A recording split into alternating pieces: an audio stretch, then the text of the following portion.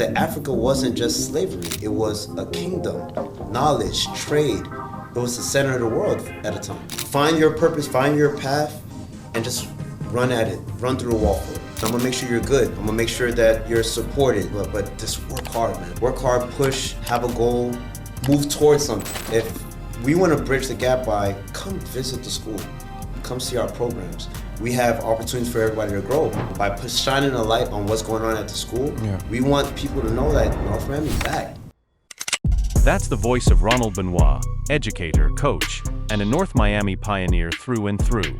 A graduate of the very school he now serves, Coach Benoit has spent nearly 2 decades teaching history and coaching basketball, instilling pride and purpose in his students. Currently, as the athletic director of North Miami Senior High, he's on a mission to rebuild a culture of excellence and community, proving that the greatest lessons aren't always found in textbooks, but in the legacy you carry and the future you build.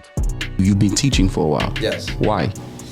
Things are great at home, kids are being successful, work is successful, North Miami brand is growing. I drive home every day, I pull up to my driveway and I'm like, man, I'm home, man, I'm good. And that's with work, that's with home, I just feel fulfilled, you know? What has been your life's biggest challenges thus far? That's a good one. Welcome to Jules Legacy Enterprise Productions, where story connects generations. A conversation with a pioneer. It's a segment that celebrates the life and journey of North Miami Senior High School pioneers by bridging the past and the present to inspire the future. Behind every name, there is a story.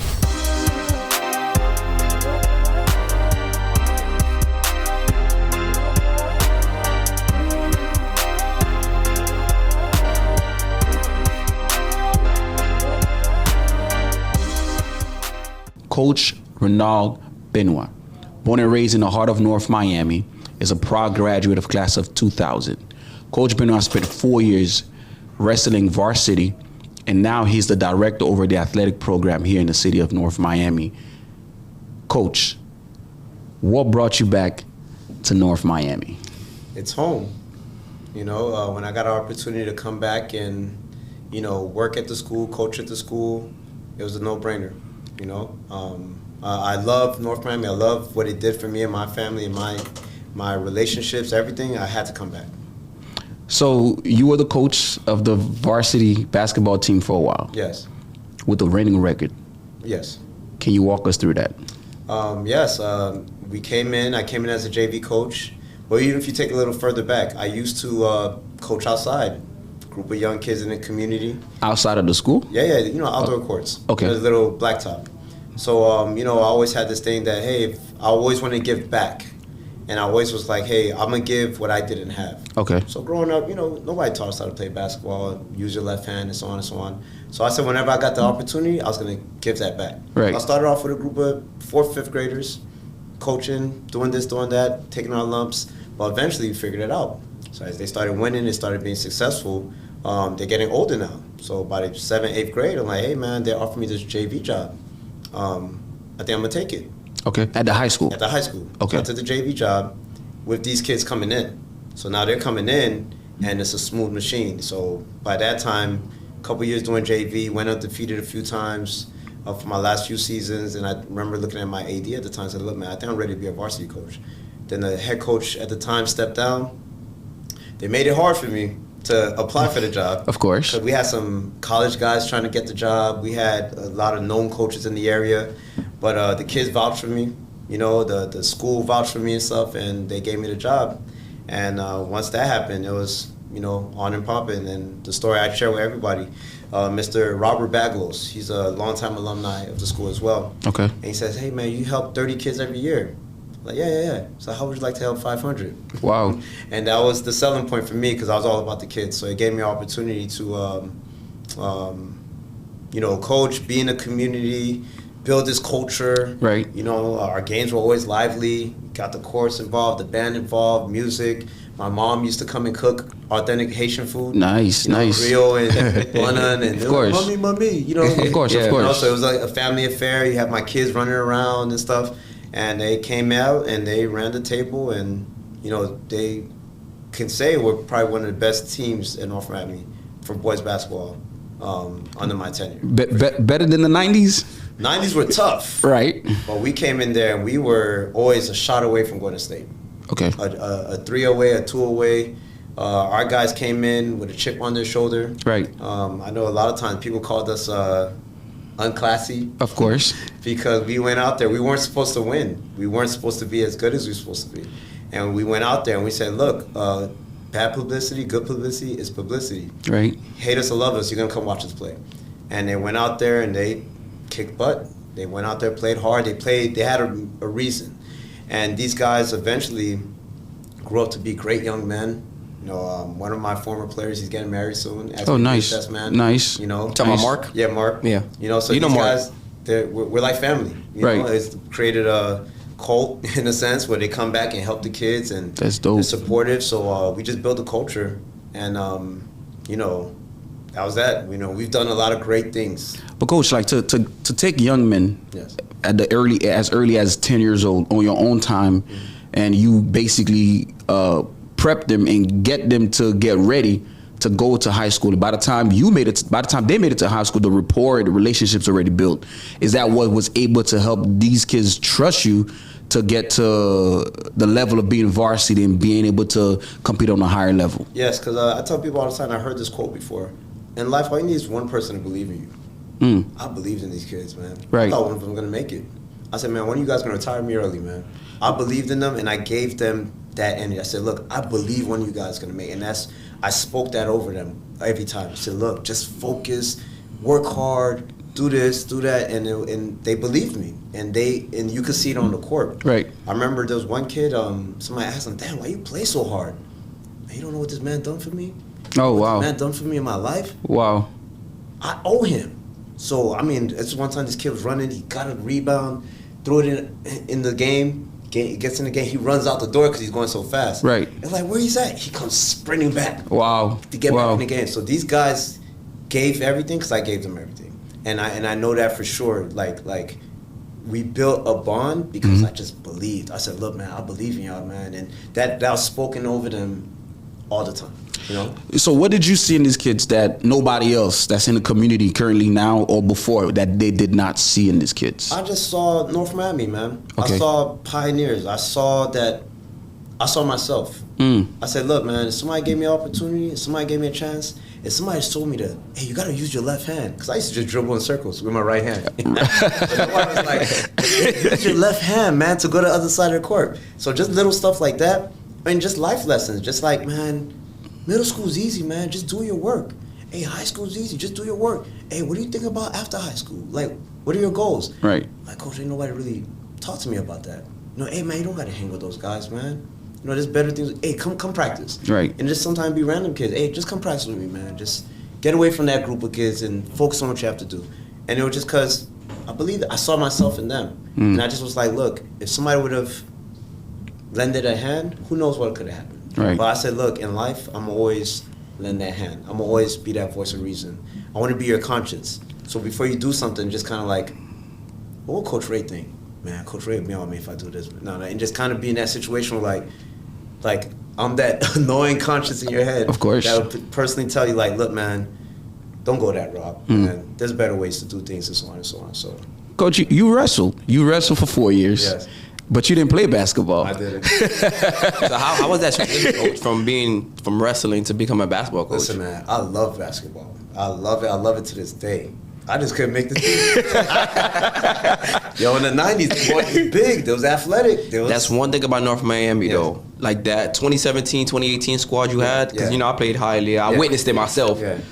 Them dudes are like 6 feet, 6'1" and above his whole starting lineup, though. 6'5". You had, Sheesh. I believe you had Mark on that team. Yeah. You had Jonas on that team. Who was the center at the time? Center. See, we didn't really have a center. Well, maybe Shamar Andrews. Oh, you had that kid. He was like a fast kid. I think he had number 3. Maybe Dante. Dante. Yeah. Them dudes were like big and just like, he had a big starting lineup. Man, we put a lot of stuff in their water. Of course. Yeah. So those were the group of kids that you grew up with? I mean, and there's some that were young, but that group, that was our core. We have some older kids. They eventually go to different schools. Yeah, that was our group. That was our core guys. You know, that was our guys that, it didn't matter what it was, man. I used to drive them 40 to Coral Springs every Saturday and Sunday to go play better brand of basketball. Wow. In Coral Springs, you know what I'm saying? Better competition, better organized. And by the time they came back, they were just seasoned. You get what I'm saying? Yeah. And they were a unit. They knew, like, they could play a game and they could potentially close their eyes and know where each other at. That chemistry was ridiculous. And sometimes, like I said, when they got it going, I couldn't stop them even if I wanted to. They just understood what it meant to win, how to win. And hey, we're not trying to win by 5, man. You guys don't think nothing of us. Right. So in order for us to get your attention, we have to beat you by 20 or 40 points. We have to. We used to have a thing that we have to score 75 points a game. We have to. We said the average team scores 50. So we got to score 75. So in a game, if we're up 20 in the third quarter, why aren't your guys slowing down? Because we don't have 75 points yet. Wow. So they're going to keep going. They're going to keep going. They're going to keep going. So that was instilled in them that you're going to have to work harder than everybody else. Yeah. For people to know who you are. So call us unclassy, call us disrespectful. Right. But you getting this L. You know what I'm saying? You getting this L, you know what I'm saying? And then the thing we boasted about in my tenure, we never lost at home. Never lost. Yeah, because I remember that. Never, because that was the stamp. It's like, we're not going to lose at home. Because I remember those home games. You come in that gym. It's Oh, yeah. it's loud. There's a lot of Man, people. The band. Yeah, like we made it a culture. We had coaches after years like, man, it's so hard to play in your gym, Ray. Man, you guys, the noise, the heckling. Of course. You know what I'm saying? You know, we got the North Miami goons. Of course, Yeah, of course. Students coming in, just kind of like taking pride into like, hey, man, you're in our house now. You know, imagine you playing a game, you got the whole crowd barking at you the whole game. Like, you walk into the bathroom and they're like, hey, man, you know, so it got to the point where it's like, it was hostile territory, but it was like a lot of pride. Right, You know, it was a lot of pride. pride in what we were doing and was making a name for ourselves. And that was the biggest thing. Hate us or love us, you're going to come watch us play. And we're going to put on a show, and we're going to entertain, and we're going to get the whole school involved. You know, we had the art department painting posters. Nice. We had a chorus department that used to sing the national anthem before the game. Then we had the band. Then we had the dancers, the cheerleaders. We just made sure that when you came out of there, it was an experience. Did you guys ever make it close to state or Man, it was always one shot away, man. just one shot away? My first year, maybe I'll send you guys a highlight of that game. But the first year, we're making a run. All I wanted was a district title. Just started, but you got that right. No, I mean, my first year, I said, man, thinking small, I just want a district title. We'll be good. Of course. Because that lasts forever. We lost by like a tip-in. Devastated. I go back to the kids. We're all crying. It's like, man, coach, but we wanted to do this for you. And then we get to, I remember we get to Miramar. And it's like, we're looking at Miramar, like, hold up, this looks just like N&B. Like, man, this school ain't nothing. Because Miramar at the time was a prestigious, great program. Yeah. But I had to kind of like remind the players that this is just another team that we have to play. This is 2018, 2017. 2017. Yeah. I remember you guys playing Miramar that Yeah, year. and yeah. they came in there, and I must have gave the best Rudy speech of my life. Them boys came in there, and they was on a whole nother level. Remember, we're in Miramar, hostile territory, so we're playing, and the crowd gets quiet all of a sudden. You hear this one lady, what is this, the NBA? Boom, boom, dunking, this and that, still, da-da-da. And we beat them by 40 points. Wow. And we scored 100 points. Was Coach Raynald the coach at the time? He was Light-skinned Coach Raynald, Yeah, right? we used to go back and forth. So we had a little rivalry, you know what I'm saying? And I remember in the game, the coach is looking at me like, hey, man, you better not shoot that last shot. You remember Ray Laurent? Yeah, of course. So he looks at me, he smiles. Basketball ethics, I'm guessing. Yeah, no. Yeah, just, hey, man, just I'm like, okay. Okay, yeah, I remember. So Ray looks at me. We had 97 at the time. And then the whole time we're in the game, we're like, hundo. You gotta get He looks 100. at me, he smiled. No, he looked at me, smiled, shot a half-court three. It went in. None but net, 100 points. And we won by 40 points. So from there, we're making it through regionals. We get to regional finals against South Miami. And they're a great team, great program. Coached by Doc, doing great. And we come down to the last bucket. And we get a three off, it rattles in, we miss, we don't go. Wow. And that was happening every year. In South Miami, you know, I tell them to this day, you have my number, man. I just could not get over that hump. But that first year, we could have made it, but one shot away. Wow. But we was that type of caliber of a team all the years that we played. You know, just kind of like we was always in a conversation. Even if people didn't want us in a conversation. We was always in a conversation, was always out there with a vendetta. We went to gyms, it was like, we're beating them today. Right. You know, we had a hit list. You know, certain people as a JV coach that was talking, like, no, I got you. We're coming back for you. Who was your biggest competition? Biggest competition. Top three. Top three. It varied. You know, we went against Westminster a lot. Okay. We played them at Airlines Arena, actually. Really? We had a couple games at the Airlines Arena. Westminster, we used to go back and forth. And I remember one year, if we would have beat Westminster, a team that goes to state every year, it really would have said something. So it meant something to us. But I think in the midst of the game, a shot went up. The kid hit it, but the buzzer went off. Everybody knew the buzzer went off.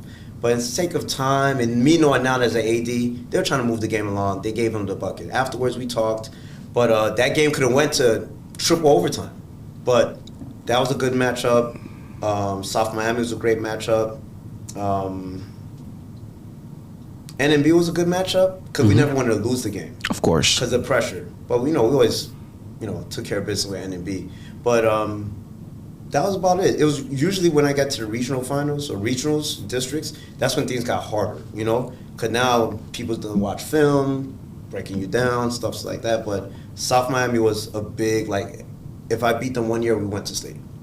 And I wasn't able to get over that hump my whole coaching career. Now you are an AD for the school. Yes. And now it's not just basketball, it's the entire athletic program. Mm-hmm. What does your day-to-day operation look like? Man.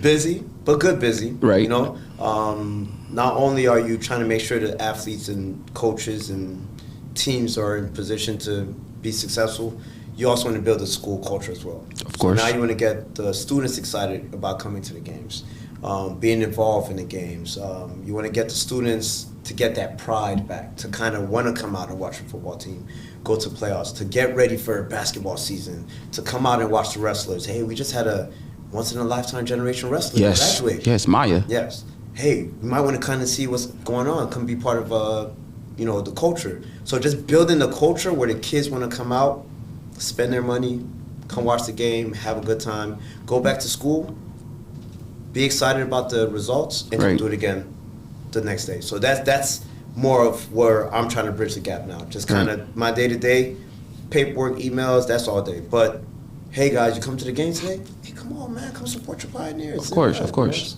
That NB game, that rival game, there was a lot of Pioneers out there. Man. A lot of alumni. It was beat up. It was a lot of people. I tell people it was a joint effort. Yes, it was. That was the most fans we had ever.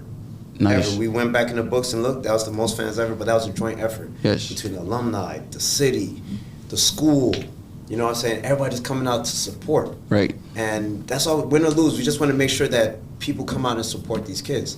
And it was great. The atmosphere was great. There wasn't any fighting, there wasn't any bad blood. It was just a great game. And to come away with the game Right. was great. Hats off to NB. They're always a great, solid program. But this year, between Coach Cox and what he's been doing, he runs a great program, keeps the kids in line, motivates them. It just was a accumulation of his time at North Miami. Of course. For everything to come together like that, it was great. We look back in the stands, like, It was a lot of people. How much people was in the stands? I don't remember, but it was packed. You think there was over 1,000 people in there? Not 1,000, but it was a lot of Yeah. people. Over at least 500 though. Yeah, It was, on our side. Oh, for sure. Yeah. For sure. Yeah, It was- Miami got jokes was out there. It was a yeah. lot of people out there. I know it was loud too, probably. Oh, yeah. And people's into the game. You know what I'm saying? But I'm just glad we came out with the victory. And even if we didn't, I think people would have still been excited to see what North Miami's building. Of course. And that's the thing. Come see what we're building here. See what's growing here. And it was just... But Coach, how do we tap into that? Because as far as how do we get that pride back? As far as, because a lot of people have the mindset, it's North Miami. We don't want to send our kids here. And even if a lot of the Pioneers or other people that's in the community go out and go do big things, but when it comes to their kids or when it comes giving back to the school, a lot of them, they shy away from that. I think, us growing up in North Miami, we know how hard it was. Correct. And it shaped us. It made us who we are, but we're not that North Miami anymore. North Miami's it's pretty much a college campus. If we want to bridge the gap by come visit the school, come see our programs.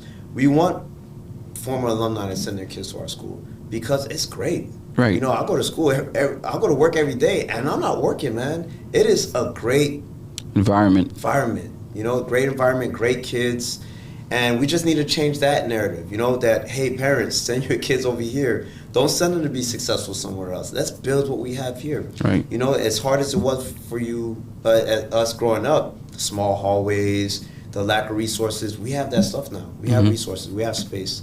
We have opportunities for everybody to grow. And we're just like, look, come back. And by doing things like this, by our Pioneer on Demand platform that was launched this year, by shining a light on what's going on at the school, we want people to know that North Miami's back. Right. You know? And it's getting bigger and better. It's only getting better. Right. You know, at any given moment, you can come to our school and visit our culinary program and watch our kids cook 5-course meals. Really? You know? And it's like, look, they're cooking over there. You can come and watch our amazing band that continues to grow. True. And they just received some high acclaim from the last, I think North Miami Beach, they had a competition out there. Yes. Yes, I saw and they that. receive, great accomplishments from that, and they get better every year. We have great things going on, and if you want your kids to have any type of opportunities to be successful, like all these other schools and their alumni send their kids back to the school. Yeah. And that's the only way you build it. And we need our pioneers to do the same thing. Send your kids back. You're not sure, come visit. Come take a tour. Is there any other major programs that North Miami offer? Because you said culinary is one of them. Yes, firefighting. Oh, wow. Yeah, man. Engineering, nursing. They have the STEM program over there now. STEM, That's nice. Shoot. That's one of the top programs right Yeah, now, that's amazing. And Actually. we've talked briefly with the city. They want to kind of get back into like the automotive. Nice. Is the PAL still going on? PAL's in the area, yes. Yes. They play. We have the PAL that does the football, the Jaguars. Okay. You know what I'm saying? We have affiliation with them as well. So we're trying to just build it up. Coach, your daughter plays for the varsity now. Yes. Basketball? Yes. Okay. At the high school. Yes. So how are you coaching her personally before she gets on that, or like before she goes out there, or how's that transition for you? Well, she's been playing since 5th grade. Okay. And she played in Broward. She was Apollo Middle. And she had a 50-point game one time, man. Oh, nice. At Apollo? At Apollo. She had a 50-point game. Probably with 52, they let her shoot the free throws. But she was averaging 33 points a game in middle school in Broward. What? So, obviously, it was a no-brainer to say, hey, you know what? I need you to come back to North Miami. So, she had a great season last year, looking to build this year. And it's fulfilling to say, hey, what I didn't have as a kid, I can give to my kids. Right. I didn't play basketball in high school. I couldn't make the team. You know what I'm saying? So I had to go wrestle, And I love wrestling. I love what it did for me, but I always loved basketball. To share your love with your kids and to see them be successful at it, I can't ask for no more. She was a freshman? She was a freshman last year. So she's a sophomore now. this year. And, one of the top players in her class, and she has time. Just keep building. But she's involved in everything at the school. She's her class president. Oh, she's nice. involved with Pioneer on Demand. She helps with the media department. She's doing everything. But as That's a dope. parent, hey, I have plenty of opportunity to give my child, my own kid, so much to grow at the school, And that's why I advocate so much for our pioneers to come back. Like, look, I did it, Right. I'm not telling you to do something I did do myself. My kid comes here and she loves it. She loves the school. Does she want to go all the way to the WNBA or? Yeah, you speak that life into your kids, Of course. But at the same time, just kind of like, hey, let's look at the bigger picture as well. But she's going to have the opportunity to grow at North Miami, to chase that dream, to chase that opportunity and stuff like that. So, I could speak about her all day, man. Oh, nice. She's amazing. How many you have? How many kids? I have 2 kids. I have a daughter and a son. How old is your son? He is 11. He's much younger. All right. Yeah, so Is he he's in playing? middle school. Is he playing basketball He plays too? middle school basketball right now. At Apollo. Yes. He made the team, right? Made the team. He made the team. So like, hey, you further along than daddy now.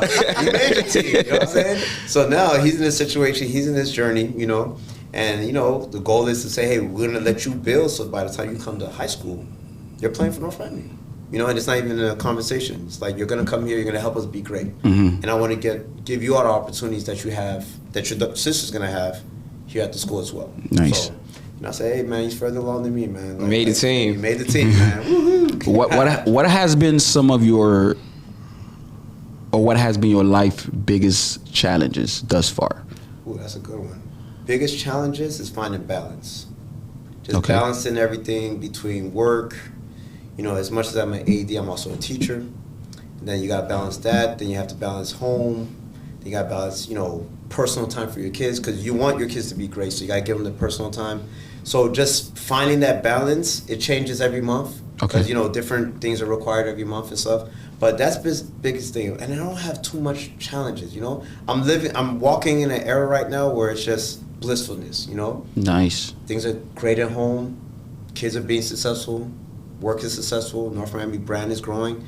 And things are good, man. I wake up every day and I'm just, good, just excited, just motivated, and a lot of positive energy is being fed back into me. So you're always gonna make more money, Of course, true. But at the end of the day, come home, I drive home every day. I pull up to my driveway and I'm like, Yeah. man, I'm home, man. I'm good. And that's with work. That's with home. I just feel fulfilled, I read your bio. You've been teaching for a while. Yes. Why? Teaching, I'll tell you a funny story. But what do you teach, by the way? What subject? World history. World history. Okay. But man, I've taught kindergarten. Okay. What don't you do, Coach? Man, kindergarten was funny because I remember as a teacher, I used to always say, if they ever put me in kindergarten, I quit. I'll quit on the spot. I said, nah, man, I got bills to pay, man. I can't quit. so they put me, once I was at Oak Grove Elementary. So, homegrown guy. Okay. I went to Oak Grove Elementary and I came back to teach there. I taught there for years, some of my best years. Best relationships I made. But then they have something called surplus. Depending on your number, you get moved to another school. Well, I was devastated. I was like, oh my gosh. So I get sent to these other schools, and they're like, hey man, you're gonna be teaching like 3rd, 4th grade. All right, I can handle those kids. I get there like, no, you're teaching kindergarten. I'm like, what? Kindergarten? So I'm like, man, I'm not a nurturer. I'm not your mama. Right. So when I found my niche, I was like, all right, I don't gotta be these kids' mom. I'm their dad, and I'm the drill sergeant. So these kids are very impressionable, So I'm like, hey man, if you start telling, you're gonna grow a tail. You got the kids like, oh my God. So that was fun. And it made me a better teacher because I put the pressure on myself of, man, little Billy, if you don't learn how to read, that's on me. Of course. So you're gonna go through school a failure because of me. That's true. So I used to go in. And but when I got the head coach job at North Miami, the principal at the time, Mr. Lucudi, was like, look, man, I need you in the building. I need you here. I think you could do a lot better things here in the building. I need you here. So, I went and took the test, went to high school, but my elementary school years, I wouldn't change it. I've been teaching for like 19 years. 19 Wow. years. Wow. Yeah, man. So I got kids that are approaching their 30s now. Right. You know what I'm saying? He says, don't look it, but, I've been in it for 19 years. You know what I'm saying? So, but I love it. I love teaching, man. I remember one day, walked into my little brother's classroom. I went to go pick him up. And I walk in and I'm like, looking at the teacher, I was kind of chummy with him. He used to tell me about his life, stuff like that. I was like, and at the time, I didn't know what I wanted to do. You just know you had to go to college. Of course. My mom was like, hey, you're going to live here, you better go to school. So I'm in school, I'm bouncing around. Originally, I wanted to go to school for computer animation, but at the time, it didn't really pick up. Right. So I was like, man, what am I going to do, man? Because I got to tell my mom, I'm going to do something. So, I didn't want to disappoint my parents. So I walked into the class, I'm like, I could be a teacher. I'm looking at the kids, I'm like, I could be a teacher. So I did the research, and once I got into it, it was the best decision I made, It wasn't easy because, at the time, you had to pass this test, you had to pass that, and stuff like that. And I was working like 2 or 3 jobs, But once I got through it, I wouldn't change it. Man, I love the profession. I love teaching. I love being able to say that you could touch somebody's life, have a positive impact. Right. I have kids all the time coming to me like, yeah, man, your class was the best, man. And I remember you told me, life lessons. Sometimes you teach and you just start talking about life. And like, man, nobody really talked to me about that. Man, I thought I had to go to college, but I think I'm gonna join the Navy. I think I'm gonna go get a trade. Right. Man, college ain't for everybody, man, but you can find other ways to be successful. True. And sometimes that's like one of the best route to go. It's actually when you find a trade, where you become an electrician, you become a plumber. Because a lot of people don't know you need 6 months to become a police officer. Yeah. So a lot of people think, oh, you got to go to college all the time. Coach, you teach history. Yes. Right. So the history that we learned growing up and the history you teaching now, because a lot of people believe that the history that's in the books, there's loophole or they. So how are you able to bridge that gap between what you're teaching now and what's in the books, as far as what you already know, that's the truth, and what you teaching now? Well, I tell the kids all the time, hey man, I'm a North Miami kid. Okay. I said, my mom still lives down the street. So a lot of time when I'm teaching, I always incorporate like what's happening now. Like, hey, we're gonna teach these world history lessons, but this is how it can tie into your everyday life. I tell the kids, don't be closed-minded. Be open-minded. Don't be in a situation where we start talking about different things, and it's like, oh no, my mom says no. I said, don't be closed-minded. Be open-minded. Allow yourself to receive the information. But like for example, we just didn't celebrate Columbus Day. Correct. And I share with the kids, and I'm like, Columbus, as time came out, they found out he didn't really discover. It's like, what do you mean? So now you go into teaching about indigenous people and how they were already here and, stuff like that, and how the indigenous were in the Caribbean and stuff like that. Now they're like, Coach, I never knew that. Like, well, I just taught you something. Right. Know? So just kind of bridging that gap where it's like, I'm not going to necessarily word for word what's in the book because they're trying to, like you said, cut things out. Of course. But you need to know, especially when you get to the Haitian Revolution, a lot of kids don't know why Haitian people are so proud. I'm like, you don't understand that it's in our blood. I tell them, you know, we're like Saiyans, you know? Right. We're a warrior race. You know, we fought for our freedom. And when slavery was going on in America, we were freeing everybody else. True. And I said, do you understand that when the France sold Louisiana because they were trying to beat Haiti, that by selling Louisiana to America, that's why America expanded. Facts. But you have to share that information. I said, that's why you have to be proud of who you are. I like, you're Haitian because you're a warrior. You're warrior blood. And they're like, Coach, nobody ever broke it down to me that way. Like, yes, that's why Haitians so proud. Of course. You know? So, but dealing with a majority of the culture here at being Haitians or the American Haitians that don't necessarily know the history. Of course. Man, stop messing with that kid, man. Right. You know, he's straight from the motherland. Right. He's straight from Haiti. Right. He got that warrior blood. And then when you start breaking it down, now they start to have a respect for each other. They start to, hey, man, yeah, you guys all right. Of course. You know what I'm saying? Of course. So just trying to incorporate life and everything into the lessons and having sidebars and stuff like that. And I tell the kids, whatever questions you have, ask me. Yeah. If it's within my means, I'll answer it to the best of my ability. So they will call it, in our history book, they will call it the Louisiana Purchase. Yeah. And they'll just leave it at that. A lot of people don't know the backstory behind it. What do you teach the kids about Africa? Oh, I tell them that it's not the flies on the lips and the big stomachs that they show on TV. On TV, right. I said, Africa had kingdoms, empires. Right. I said the first university was in Africa. The richest man to ever live on earth to this day was from Africa because he had an unlimited supply of gold. And he would disrupt economies where he visited cities. I said Africa wasn't just slavery. It was a kingdom, knowledge, trade. It was the center of the world at a time. And when they looked, like, yes, it's not just people running around with spears, bro. There's still that going on. But you had smart, educated kings and pharaohs in Africa, you know? And I said that's why slavery was, you know, so hard because you were taking educated, well-versed people that had their own kingdoms and empires and forcing them to work. That's why it was tough. And I said slavery is part of every society, but know that you come from kings and queens and pharaohs and rulers and educators, you know? And we're actually doing a lesson on that now in class. And whenever I get a chance to squeeze that in, guys, remember, you're kings, you're queens. You come from royalty. Of course. Yeah. So, Coach, you went from teaching for 19 years to being a basketball coach, right? Now you're the AD, right? Yeah. So what's next for you? What's next for Coach Benoit? What's crazy is that I've had opportunities, or it's been suggested to say, hey, you know what? Why don't you become a principal or assistant principal? That's what I was thinking. But maybe in due time, because I love what I'm doing right now. And I love the fact that I'm able to help so many kids, watch my kids. Maybe when it's said and done and, you know, my kids graduate, then maybe I'll go down that road. But right now, I love work. I love what I do, man.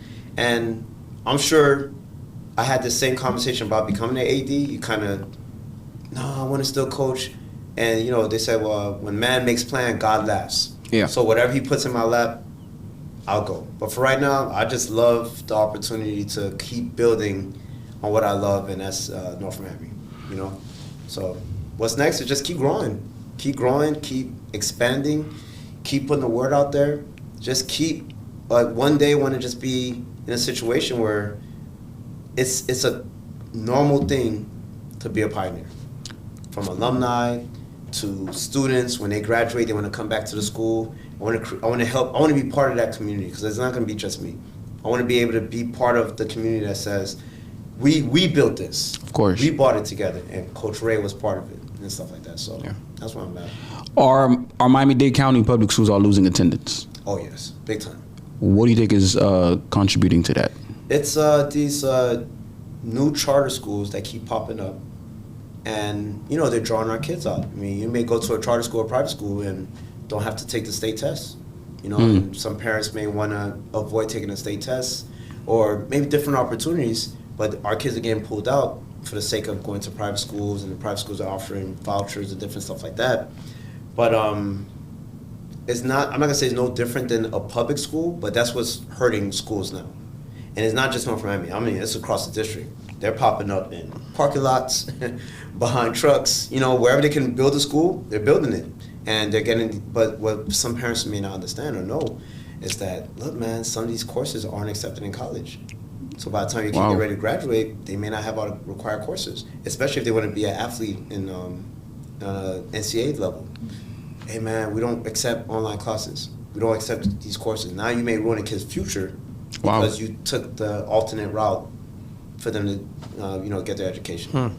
So these charter schools are not being mandated to actually keep a curriculum, or how does that work? Keep a curriculum, but if you want to go to the NCAA, they have a certain requirement. Oh, I got you. So now, for example, you may have a kid that goes there and they finish their whole senior year in 3 months, just going online and working at their own pace.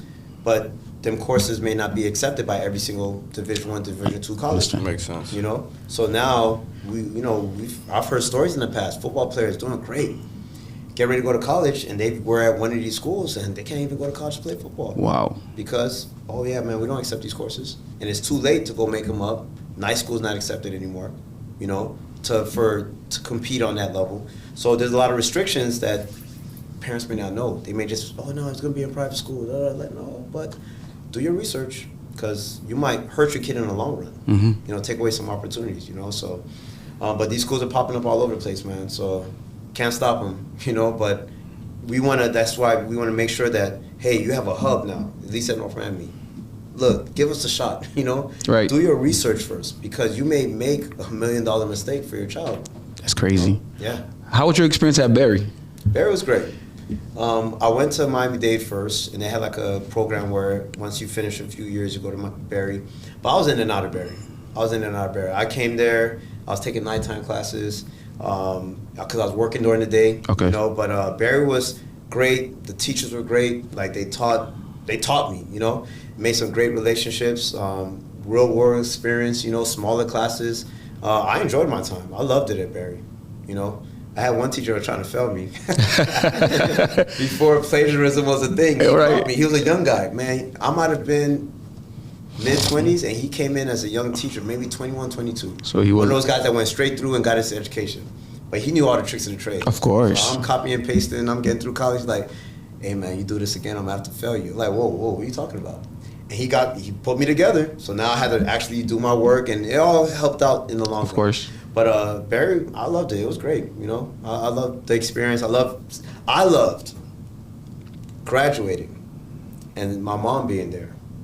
Wow. With your mom, very with your proud. parents, just of course, like, yeah. Man, my kid That's priceless. graduated from Barry University. That's priceless. And she was proud. And I tell a lot of people all the time, especially young men I always work with, my motivation in life was to make my mom proud. Yeah. And every time I would slip up, man, my mom she wouldn't approve this. You don't go play outside. You don't go to the neighbor's house. Of course. Because you don't want to make and to be able to say, hey, Mom, did I make you proud? It's like, yeah, you made me proud, And that was big in itself, There's this one day, my daughter she was in a science competition. She created some science project, and she's like, hey, you need to come watch her get this award. And I was like, no, I got practice. It's like, you need to come watch him get this award. They switch up the tone on you. So I get there, and I'm like, I'm crabbing. I'm like, man, I should have been in practice. Blah, blah, blah. So I'm watching all these kids, but these kids, I'm talking about high-level kids. Wow. Robotics and different stuff. And I'm telling my wife, hey, I'm telling my daughter, it's okay. It's okay to be here. We're ready to give it a participation trophy, Of course. So we're there, and they call her up to the stage. They call my daughter up. I'm like, oh crap, they called you? No, they're just gonna get a certificate. And she actually won. Wow. She won an award from UM. And she did some experiment on dentistry or something like that. And she won. And I was like, I would have missed this for practice. I would have missed this opportunity for practice. It's once in a lifetime moment. Yeah, and my wife's like, you don't get time back. Ray. And you're wasting a lot of it. And that, sometimes you gotta get hit hard in the gut. Of course. And I was like, damn, I would have missed this. And that was really started opening my eyes. And I think those chain of events eventually led to me becoming an AD. Because I was like, I'm missing time with my kids. I'm missing these opportunities. you know, putting basketball first before everything, and it was like, damn, you know, like, I need more time for this. And then that's when everything shifted over. And eventually you got offered the job and stuff, and then it was like, okay, this happened for a reason, you know? But yeah, man, you know, my wife, she's my biggest supporter, biggest critic. Of course. She pushes me. She's my PR person, you know what I'm saying? Of course. She makes sure I don't say the wrong things. You know, she just speaks life into me. And she's always just pushing me forward, man. So even when I was coaching, she understood. She was there to support. What do you need me to do? You need me to sell tickets? You need me to sell food, this and that? So I'm not here, you know, without my wife. You know what I'm saying? Like, encouraging me. Every time I thought I couldn't do something, no, I can't take the JV job. Man, Ray, you're ready for it. Man, I can't take the varsity job. No, you're ready for it. AD? Man, that's a lot of work. You ready for it? You know? You know, statistically proven that married men tends to go further in life. Yeah, and I can believe that. What advice would you give to someone who believes that, well, I don't need a woman, or I need to be independent, I could do it by myself, you know? Or I don't need a foundation. Or I don't need a foundation. You gotta understand, when you find that special person, that's the first thing. When you find that person that's for you, right? That's gonna support you, that's gonna hold you down, man. I remember in my college years, when I'm struggling, man, like in the point where there was a time I wasn't working because I had to focus on school to get done. And then, you know, at this point, I'm pinching pennies. I'm not working, but who's coming to bring me food every day? Who's making sure I'm good? And in those years, it just was like, man, this girl really got me, man. And she don't have to. You know, nowadays when girls want to be taken care of course, it's like, no, I got you. Don't worry about it. And when you find somebody that's really for you, like there's no limit to where you can go. Because now you got somebody that's going to always pray for you and always motivate you. Right. So to not want that in your life, you're only at half potential. You know what I'm saying? When you find somebody that truly loves you and wants to see you be successful, I said my wedding was the best moment in my life. When I decided to say, hey, you know what? I told my mom early, hey, Mom, I'm going to marry her. She's like, yo, you don't know that yet. She's like, you don't know that yet. I'm like, no, Mom, trust me. I'm going to marry this girl. Watch. And it was funny, in my early years of dating, because we met earlier, and I was like, look, this is one girl, if I ever meet her again, I'm going to marry her. And I would tell girls this before I date them. And it was like, early in our life, she put an impression on me. I was just like, look, man, if I ever run into you again, I'm going to marry you. Right. And when we met up, it's like, all right, here we go. There we go. Let's get married, you know, and then from there we built our relationship, and it just really helped me become the man I am today. You know what I'm saying? Because I had somebody else to make proud. I had somebody else to say, I don't want to let you down, because you've always been pushing me in the right direction. When you find that, it's not really a way to put it into words. You know, when somebody really believes in you, man, it's an amazing feeling. Of course. You're robbing yourself as a man if you don't go find that person. You know, you can only give yourself a little bit here and there, but you find somebody you could fully pour yourself into.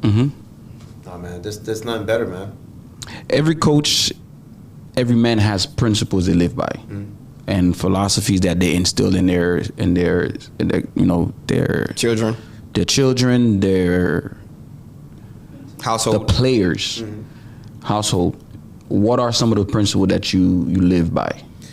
It's funny, right? I grew up watching Dragon Ball Z. And I tell my kids, I tell everybody, when I started watching it, like in high school, it changed my life. Right. Because you see somebody work hard, push through, reach new levels and stuff like that. And my whole thing is just like, look, man, you gotta, hard work pays off. As simple as it is, you gotta put in the work. You want anything in life, you gotta go after it. Right. You wanna be a starter, you gotta work. Right. You wanna be stronger, you gotta work. And my whole thing is like, I tell people all the time, look, man, I wasn't the smartest kid in school, you know, barely made it out of college for the most part. But I worked hard. Of course. I put in the time. I believed in myself. And a lot of times, you know, I tell people, even when I wrestled, I used to imagine myself powering up on the mat, you know, just kind of like, you know, you're talking to yourself, man, I can't lose this match. Can't go down like this. And you find that inner strength. energy, that strength to like power through it. I said, you all got that in you. You know, just find it, find your purpose, find your path, and just run at it, run through a wall for it. You know? And I think even when I coach, I expected guys to be ready to run through a wall. I said, because look, guys, if it's me, you know I'm gonna give you everything. But I said, I'll go in debt if I have to. Right. But coach, man, I'm hungry, man. I couldn't eat today. I got you, man. What you need? You know, not for no special favor. Of course. I'm gonna take care of you. You know what I'm saying? I'm gonna make sure you're good. I'm gonna make sure that you're supported. You know, I'm gonna make sure you get your grades well. But just work hard, man. Work hard, push, have a goal, move towards something. Right. You know what I'm saying? And even moving towards something was a plumber. You know, I wanted to be a plumber at a time. I was like, man, this college thing ain't working, man. Right. I'm gonna go get a trade. But I look back like, no, I ain't gonna like this. Let me go get the education that you want, so on and so on. But it's always push forward, always move towards a goal, and just work hard, man. No matter what you do, if you work hard, if you work harder than the next person, you give yourself a step ahead. You know what I'm saying? Be the hardest worker in the room. Be the most humblest person in the room. And that's what I always try to instill in my guys, even my kids, you know? Coach, you've accomplished a lot. You've done a lot. And you are very busy because you are the AD. You have your family, man. You have 2 kids. What do you personally enjoy doing? I enjoy opportunities like this. Okay. I enjoy my family. You know, everybody knows I put my family first. Okay. You know, I enjoy being home. I enjoy just sitting on the couch, watching them go back and forth. And sometimes you sit back and you look and like, damn, man, like I'm blessed, man. Of course. You know what I'm saying? I enjoy living in a blessing that I've been provided with. You know, and I enjoyed that. I enjoy being blessed to wake up every day and have a job and go to work and interact with these kids and change lives and help lives. Shoot, sometimes ruin lives. You know what I'm saying? You gotta be honest with them. Of course. Sometimes you're like, look, man, truth hurts, man. You say, look, you know I'm a straight shooter. I'm always be honest with you. You know, and then years later you have a kid come like, man, thank you for keeping it straight with me, man. That got me on a straight and narrow. I just enjoy being in the blessing that God's provided me with, man. Coach, you love basketball, right? Yes. Michael Jordan or LeBron? Let me put it like this, man. Jordan is the GOAT. Why? Jordan inspired a whole generation of players. LeBron wore 23 because of Jordan. Steph talks about Jordan. So all these great players now, their motivation, they want to be like Mike. So that's why you're the GOAT. Now, LeBron would be the best physical specimen basketball player that ever played a game. But when you go back and look at him, who inspired you? Jordan was your GOAT. So when LeBron, maybe years after this, when people start to forget about Jordan, hey, but LeBron was the GOAT. Yeah, but who inspired LeBron? Michael Jordan. Right. So at the base, Jordan inspired Iverson, LeBron, Kobe. So now, Coach, I gotta come into this argument. Yeah. So is there anyone that inspired Michael Jordan? That would have been my next question. Good knows. And I think he was a rare specimen. I think he may saw magic. He may saw Dr. Will. J. He may saw. Of course, Bill but Russell. He became this meshing of his own. Like he wasn't either one of those players. He didn't pass the ball like Magic. He wasn't dominant inside like Wilt or anybody like that. But he found a way to say his competitive drive. It was ridiculous. I hear that he's so competitive in everything that he does, and that drove him to be who he was. He wasn't chasing to be the GOAT. He just was trying to be the best version of himself. And he just happened. He lost a lot of games before he was successful, right? Right. When it clicked, and when you go back and talk to him, when you go back and see his interviews, man, I just wanted to be the best. But Kobe had the same mindset. From Jordan. Right, but now, do you believe, I personally believe, is the brand that he built. That brand that he built during that era, everybody want to be like Jordan. That brand still lives today. Yeah. I think that's what keeps him relevant. That's my honest opinion, right? He was a great player. We talk about 6 for 6, never lost in the final. So definitely, right? But I think it's the brand that he built. You can't touch that brand, right? That keep his legacy going. But when we talk about championships, we're talking about Bill Russell. Bill Russell has 11. And we're talking about other players who came before Jordan, who was able to accomplish a lot of those things. But definitely, I'm a LeBron guy. Hey, I love LeBron. And LeBron's the GOAT. I'm a LeBron guy. I love LeBron, bro. And I love watching him play. I love what he's done. I love him stacking the stats. I love that he's gonna go out as the best pound for pound basketball player to ever play basketball. But when he wakes up, who motivated him to go pick up a basketball? Jordan. But can we argue that LeBron has played way harder competition than Michael Jordan ever had? I could say that. I could say he's had to play tougher competition.